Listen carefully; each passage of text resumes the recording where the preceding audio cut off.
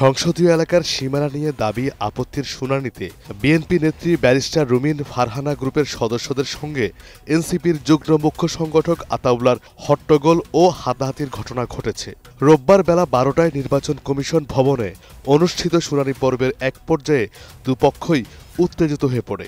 এ সময় হাতাহাতি ও বাগবিতণ্ডায় জড়িয়ে পড়েন তারা। পরে ইসি কর্মকর্তারা পরিস্থিতি নিয়ন্ত্রণে আনেন। এদিন যেসব আসনের সীমানা সংক্রান্ত দাবি আপত্তির শুনানি অনুষ্ঠিত হয় তার মধ্যে ছিল ব্রাহ্মণবাড়িয়া ২ ও ব্রাহ্মণবাড়িয়া ৩।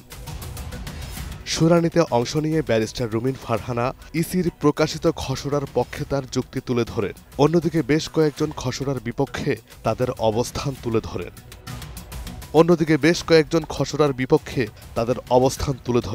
শুনানিতে অংশ নেওয়া খসড়ার বিপক্ষে থাকারা বলেন, বিজয়নগর উপজেলা থেকে ৩টি ইউনিয়ন বুধস্তি, চান্দুয়া ও হরসপুরকে ব্রাহ্মণবাড়িয়া ২ আসনে যুক্ত করা হয়েছে।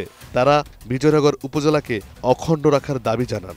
এর আগে শুনানির প্রথম দিনে কুমিল্লা অঞ্চলের দাবি আপত্তিগুলোর শুনানি গ্রহণ করছে ইসি।